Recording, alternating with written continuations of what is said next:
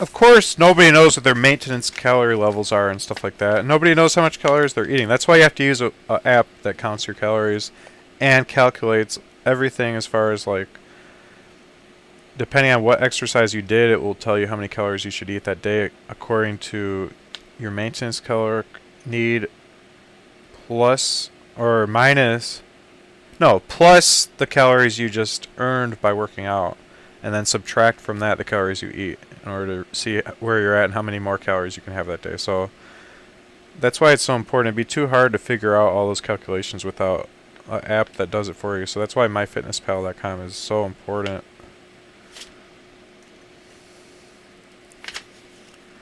And if you just YOLO it and just eat less, I guarantee you're not going to get enough protein. And you also might not get enough fat in your diet, and you might feel really sluggish and sick and get headaches because of it. So it's so important to have that app to make sure you're getting the proper macros.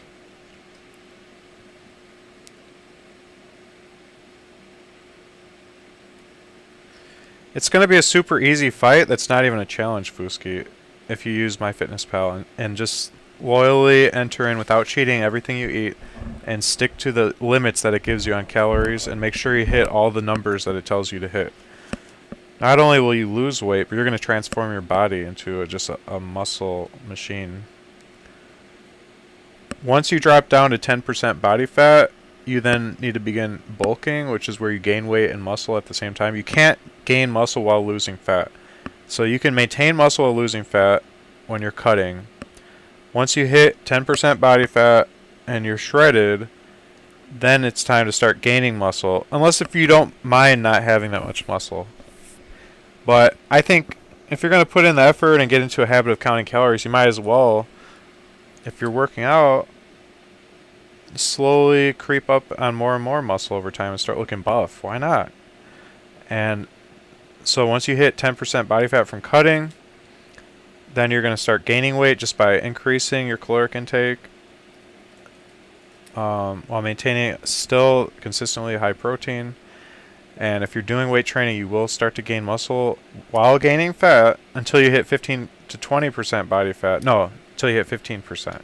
Once you hit 15% body fat, you begin cutting again. And you rinse repeat that down to 10% cutting, up to 15% bulking, down to 10% cutting. Rinse repeat until you hit the muscle mass you want, and then try to go on to a maintenance where you hit homeostasis and you're not gaining or losing, and you just maintain the muscles once you hit the amount of muscle mass you want. And then you'll be just a buff guy. But it's all about counting calories. That's how you can have the body you want. And I've gone on diets in the past, but I didn't know about how all of it really worked. So I'd lose a bunch of fat and muscle, and I'd just end up like a stick. I'd look scrawny and I'd be weak. I'd feel weak. I'd lose so much muscle mass. So finally, now that I've done my homework, I see that I can lose weight while maintaining my muscle, and I see how to put on muscle. I've also done this, which was stupid. I was like, 18 to 20% body fat, which is really high. It's overweight. And I was like, you know what? I want to get big muscles, so I'm going to bulk. And I just got fatter. Like, I got really fat. So you don't want to bulk until you're at a 10% body fat. Then you can start a bulk. And you'll still look really great when you do it that way. But if you're already fat, you don't want to start bulking, because then you'll just get even fatter. And whatever muscles will be so hidden by fat, you'll just feel discouraged. And possibly even stretch your skin out. So you really don't want to bulk until you hit like a really cut 10% body fat where you can see your abs and everything. Then you can start putting on weight.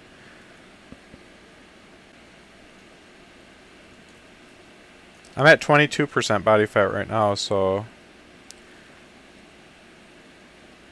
I'm on a cutting. It crept up on me. I think I usually average around like 17%. I carry it well though, so I really don't look fat at all.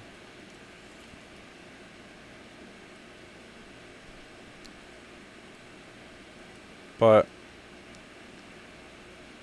I'm excited to look like amazing, to really have like a Superman body.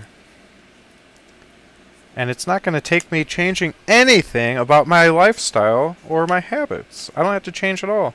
The only thing I'm doing is logging the foods I eat and then getting specific guidance on how much more I can eat and what I should eat next. That's the only thing that's changing. I don't mind that.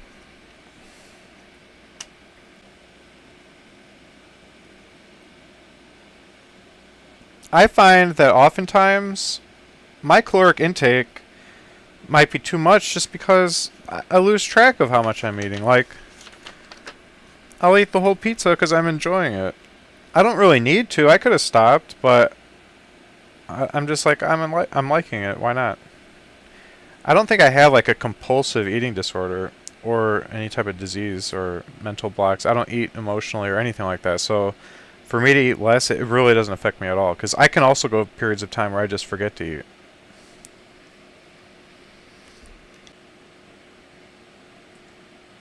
Yeah, that's great advice, Console. That's exactly what it is.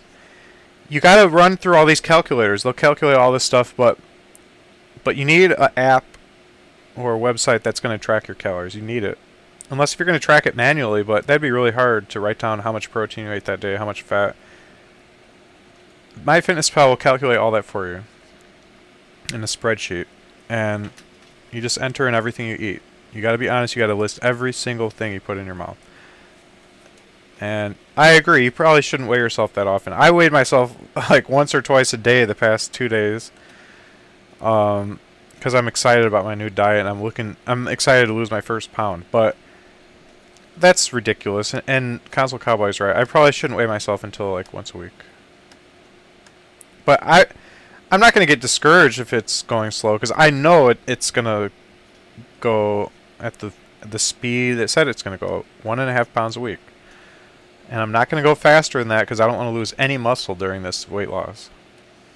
If you start losing 3-4 pounds a week, you're going to lose a lot of muscle.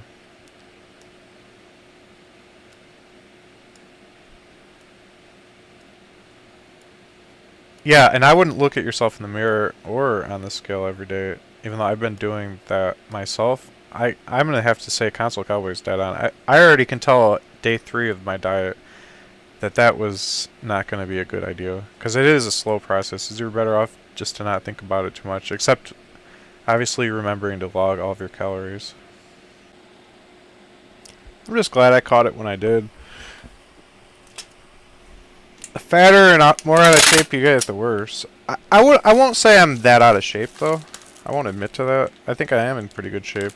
But just too much fat. My cardiovascular health is really good. And I have so little fat that I didn't even like really know I was overweight up until I weighed myself and my wife told me. How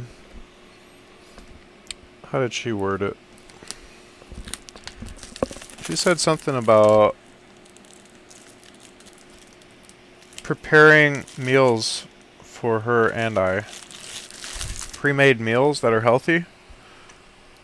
So that was her hint, I think. A subtle way of saying you're fat, and so you should be on a meal plan.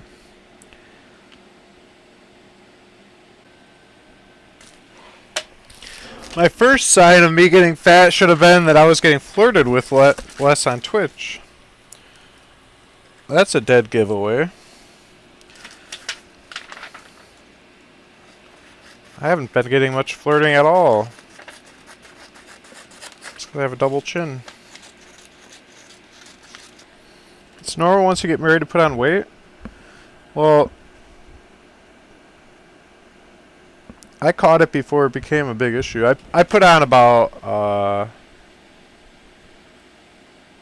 8 pounds before I really noticed it, and now I'm addressing it immediately. But while putting on that weight, I'm sure I put on muscle as well, so we'll just call it bulking.